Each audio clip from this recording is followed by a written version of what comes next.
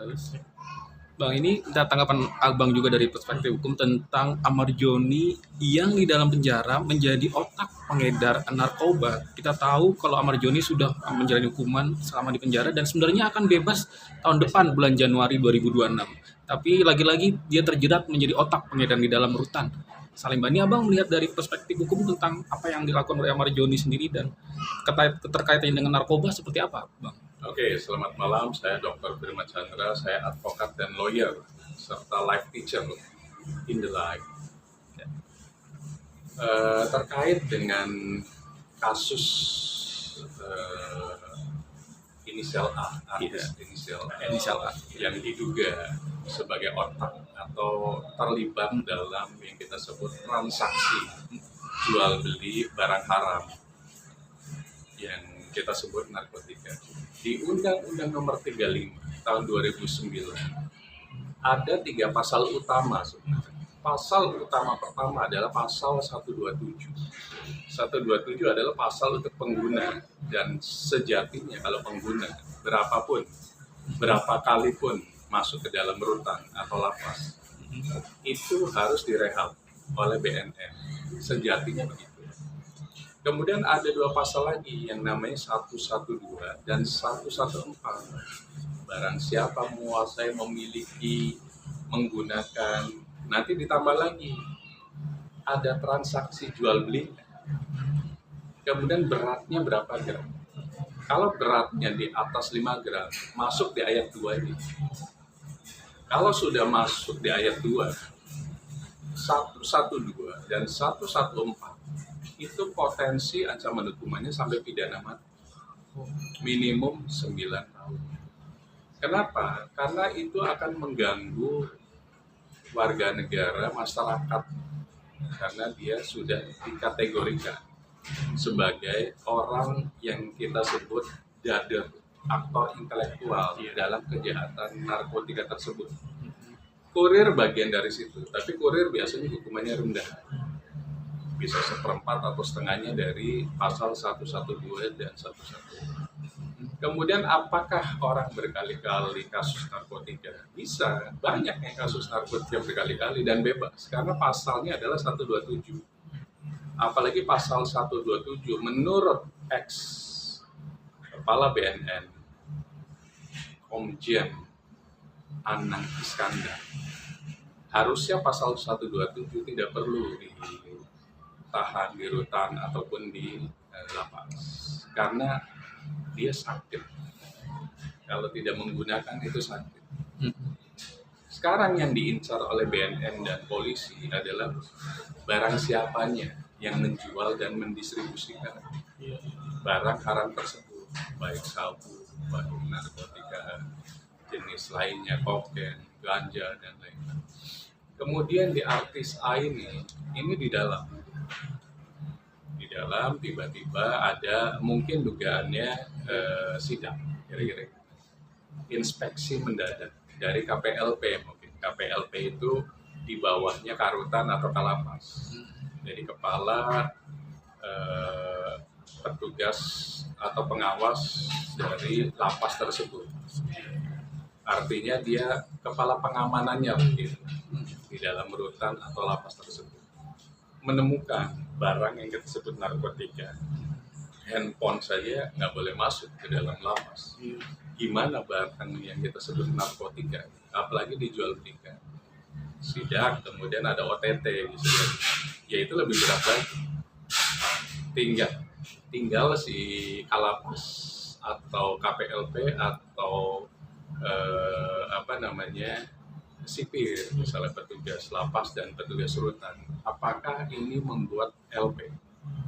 Kalau membuat LP seperti penyidik kepolisian, ini masuk diproses lagi dan ancaman hukumannya lebih berat lagi. Tinggal ditimbang berapa gram yang diedarkan atau dijual belikan oleh yang kita sebut warga binaan atau napi inisial A tersebut. Kalau di atas 5 gram bisa sampai pidana mati. Bang, lagi bisa bilang kan sekitar Januari tahun depan akan bebas KM ini tersebut. AZ. Terus nanti setelah ditugas, terus dimasukin lagi kalau ternyata buat LP dan dimulai persidangan lagi emang ya, Kira-kira begitu. Jadi prosesnya tetap nanti mulai dari awal lagi. Jadi LP itu masuk, kemudian ada penyidikan. Penyidikannya bukan oleh rutan, tapi oleh penyidik. Apakah penyidik BNN atau penyidik di Polresta atau di Polda atau Bareskrim. Misalnya dia ada di Salemba. Salemba itu Jakarta Pusat misalnya. Berarti penyidik dari satuan Satres Narkoba di Polres Jakarta Pusat. Kemudian setelah itu gelar perkara, penyelidikan naik ke penyidikan, penyidikan naik ke penuntutan naik ke pengadilan. Nanti hakim akan memutus hukumannya berapa lama. Tinggal nanti dihitung tuh pada saat penyelidikan tersebut barang buktinya, barbuknya berapa gram. Kalau di atas 5 gram, ya ancamannya sampai pidana mati minimum 9 tahun. Bang, ini bisa dikatakan dengan apa yang terjadi dengan artis AZ, bisa dikatakan apakah Indonesia dalam keadaan darurat narkoba? Kalau darurat narkoba ya memang sebenarnya kita miris. Kita miris karena kenapa di tempat yang kita sebut isolat, kita sebut isolat itu artinya tempat yang semestinya narkoba tidak masuk. Ya. Kenapa bisa masuk? Nah itu tugas dari aparat penegak hukum, dalam hal ini kepolisian atau mungkin BNN. Kalau bisa sidak rutin gitu. Karena apa? Akan mengganggu stabilitas di dalam rutan dan lapas. Bagaimana perdagangan transaksi narkotika kok ada? Barangnya dari mana sih? Nah, itu harus dicari itu dari dulu ke hilirnya. Namun kalau memang dia masih pengguna, seperti saran dari Komjen Anang Iskandar, mantan kepala BNN, harusnya direhab karena mereka memang sakit, penyalahguna narkotika yang sakit gitu. Jadi tempatnya bukan di dalam lapas, tempatnya adalah di RSKO gitu. Jadi harus dipilah mana yang memang penyalahguna, mana yang memang pedagang, mana yang sebagai bandar gitu. Agar bandar yang diberantas. Dengan bandar diberantas kan nggak ada lagi barang masuk, fokus di bandar sebenarnya. Kalau penyalahguna betul, seperti saya sepakat dengan Komjen Purnawirawan Anang Iskandar, harusnya tempatnya bukan di lapas atau di rutan, harusnya di RSKO karena ketergantungan diobati di situ gitu. Jangan dicampurkan dengan bandar, kurir, pedagang, karena pasti akan menggunakan di dalam. Nah konteksnya sekarang yang inisial A tersebut itu harus penyidik harus lebih firm lagi, lebih yakin lagi dia itu pengguna atau jual beli. Jadi jangan sampai kita menzalimi juga, padahal dia pengguna tapi masuknya di jual beli. Tolong dilihat fakta, alat buktinya. Jadi jangan langsung menuduh atau membuat orang yang semestinya bebas sebentar lagi itu akhirnya lebih berat lagi ancaman hukumannya. Tapi kalau memang betul menurut penyidik dan jaksa dan hakim A tersebut adalah aktor intelektual dalam jual beli, harus dihukum berat supaya ada efek jerah. Kalau memang harus pidana mati karena itu merusak masyarakat, generasi bangsa, generasi Gen Z kita yang sejatinya Gen Z ini akan menjadi pemimpin kita di masa depan. Bagaimana kalau negara masyarakatnya dirusak dengan barang haram ini? Bagaimana bisa memimpin Indonesia, memimpin provinsi, memimpin kota kabupaten kalau sebagai pengguna? Ini akan bisa. Dan disitulah kearifan dari penyidik harus bisa memilah mana pengguna, mana pedagang. Pedagang hukum berat, pidana mati. Pengguna kalau bisa direhabilitasi. Itu kunci. Kalau tadi Bang bilang mana pengguna, mana pedagang. Iya. Kalau awalnya dia pengguna, terus tiba-tiba jadi pedagang, terus apalagi ini sudah berkali-kali, sebenarnya kuatrik, udah 4 kali. Kan? Iya. Ini benar-benar kita udah tim kuasa hukumnya juga sudah pasrah. Gimana?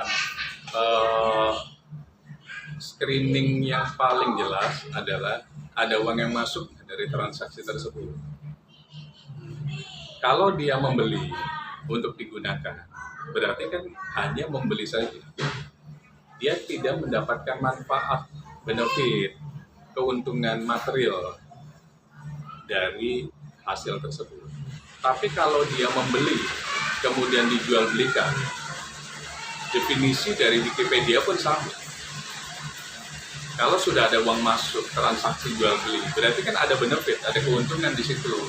Ada persentase, beli sekian, dapat margin sekian. Dia itu sudah masuk kategori sebagai aktor intelektual. Apalagi dipasok dari luar lewat dia misalnya. Nah, putuskan mata rantai itu semestinya. Kenapa bisa ada narkotika di dalam lapas dan rutan? Harusnya aparat penegak hukum, petugas lapas, petugas rutan, dibantu polisi, bisa memangkas